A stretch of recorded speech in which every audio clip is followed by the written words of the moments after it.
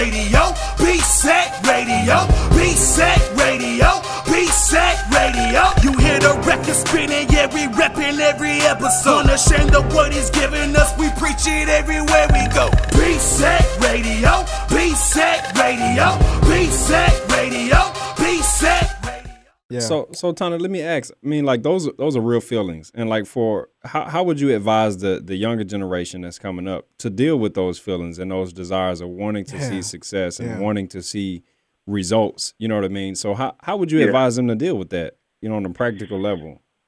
Yeah, I think the only practicality that I really have is I'm giving them. I would give them words that are not mine. You know what I mean? I would take them to 1 Corinthians chapter 1, you know what I mean, where Paul is dealing with similar issues.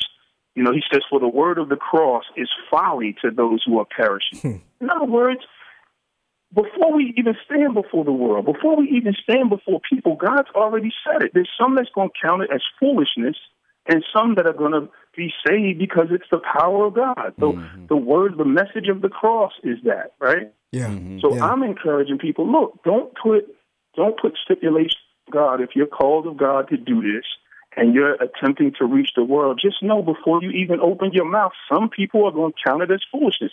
But the hope you have is that some people are going to count it as the power of God and are going to respond in like fashion. And so I think we see Paul kind of dealing with some of these same issues. But what happens is when we start looking at God a certain way, we start seeing him as weak. He's really not.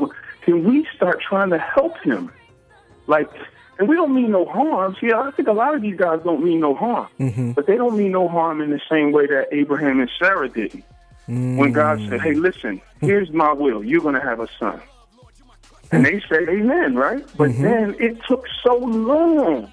Right. Wow, that's like, good, listen, man, we're going to do something in our culture that's not really a violation. Abraham's going to sleep with the handmaiden. We're going to have a son. Come on, so they man. had a son, and then they turned around and said, see, this was the promise of God. This was what God's will was. Amen. Success. Wow. And don't you know it took 11 years before God, Ishmael was 11 before God said, nah, that ain't my will or my way. Come on. You know what I mean? And so I'm saying I would encourage folks that listen. And so in that same passage in 1 Corinthians, which I was just reading about foolishness versus the power of God, Paul goes on to say, nobody's ever come to the faith by worldly wisdom. So we're not going to figure it out in all our strategies, all our marketing strategies, we do a good job of probably fooling people, but God's not fooled. He'll even wait 11 years sometimes before he'll say, yeah, that wasn't it.